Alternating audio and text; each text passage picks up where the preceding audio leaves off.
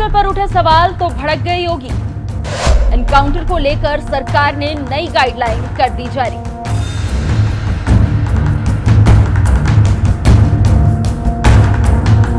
समय था जब यूपी में अराजकता चरम पर थी, कानून व्यवस्था का ख्याल नहीं रखा जाता था, पुलिस अपने काम को गंभीरता से नहीं लेती थी। लेकिन वक्त का पहिया घूमा और यूपी की सत्ता पर बीजेपी काबिज हुई। बीजेपी ने यहाँ की कमान एक भगवाधारी को सौंप दी। फिर 2014 से यूपी की किस्मत बदल गई। सीएम की कुर्सी पर बैठते ही योगी आदित्यनाथ ने कई ऐसे नियम लागू किए जिससे दंगाई कंट्रोल में आ गए, राज्य में शांति आई। योगी आदित्यनाथ की बुलडोजर नीति और एनकाउंटर नीति ने प्रदेश ही नहीं बल्कि पूरे देश में धूम मचा दी। एनकाउंटर के डर से राज्य में दंगा खत्म हो गया। लेकिन इसी बीच कई बार योगी आदित्यनाथ के एनकाउंटर नीति पर सवाल खड़े होने लगे। योगी की पुलिस को कटघरे में खड़ा कर दिया गया, पर अब योगी आदित्यनाथ ने इसका भी तोड़ निकाल लिया है। उन्होंने एनकाउंटर को लेकर नए नियम जारी कर दिए हैं। पुलिस हेडक्वार्टर ने एक गाइडलाइन जारी की है। ये नियम मुठभेड़ की प्रक्रिया में ट्रांसपेरेंसी लाने के लिए बनाई गई। डीजीपी प्रशांत कुमार ने कहा है कि हर मुठभेड़ की वीडियोग्राफी अनिवार्य होगी, खासकर जब किसी अपराधी की मौत होती है या वो घायल होता है। ये कदम मुठभेड़ों की निष्पक्षता को बढ़ावा देगा और संबंधित मुद्दों पर बहस को कम करेगा। मुठभेड़ को लेकर क्या नियम लागू किए गए हैं, इसके बारे में पूरी जानकारी देते हैं आपको। वीडियोग्राफी और पोस्टमार्टम प्रक्रिया।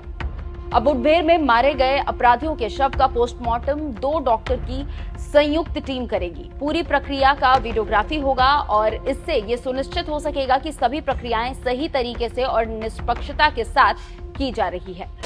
परिजनों को सूचना देना। मुठभेड़ के दौरान अगर किसी अपराधी की मौत हो जाती है तो सबसे पहले उसके परिजनों को इसकी सूचना दी जाएगी। इससे परिवार के अधिकारों की रक्षा हो पाएगी। पुलिस कर्मियों को प्रशिक्षण। नई गाइडलाइन के अनुसार पुलिसकर्मियों को भी मुठभेड़ों में शस्त्रों के सही और सुनिश्चित उपयोग के लिए प्रशिक्षित किया जाएगा ताकि कार्रवाई के दौरान कोई अनहोनी ना हो। वैज्ञानिक जांच। नई गाइडलाइन में वैज्ञानिक जांच को प्राथमिकता दी जाएगी। मुठभेड़ वाले घटनास्थल की जांच में फॉरेंसिक लैब के विशेषज्ञों को शामिल किया जाएगा। जांच की गुणवत्ता को बढ़ाने के लिए एक महत्वपूर्ण कदम है जिससे निष्पक्ष और सटीक परिणाम मिल सके। अब मुठभेड़ की जांच किसी अन्य थाने या क्राइम ब्रांच को सौंपी जाएगी। इससे पक्षपात की संभावना कम हो जाएगी।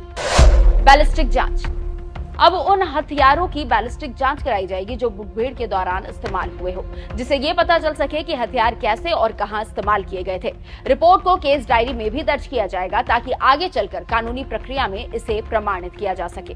पुलिस स्मृति दिवस के मौके पर सीएम योगी आदित्यनाथ ने राज्य की पुलिस की खूब तारीफें की। उन्होंने बताया कि सरकार अपराध पर 0 टॉलरेंस की नीति अपना रही है।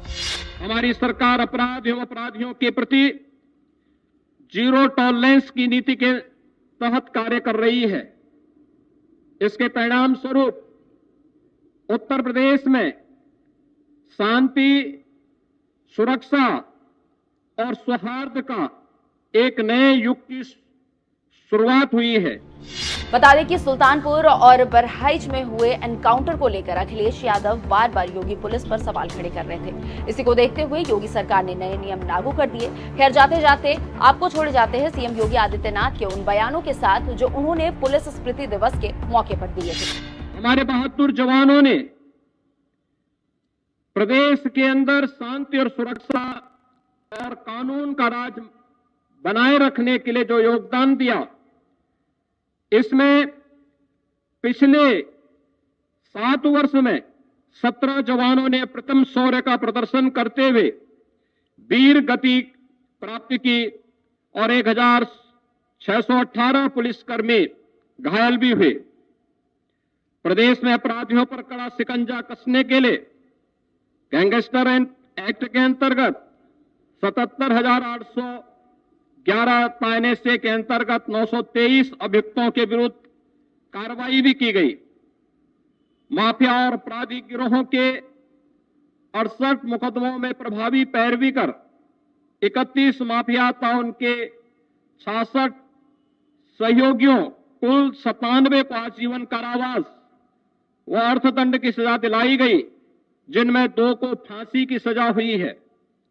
माफिया और अपराधियों व उनके गैंग के सदस्यों द्वारा अवैध कृत्यों से अर्जित संपत्तियों में लगभग 4057 करोड़ की संपत्ति का जब्तीकरण व अवैध कब्जे से भी अवमुक्त कराया गया।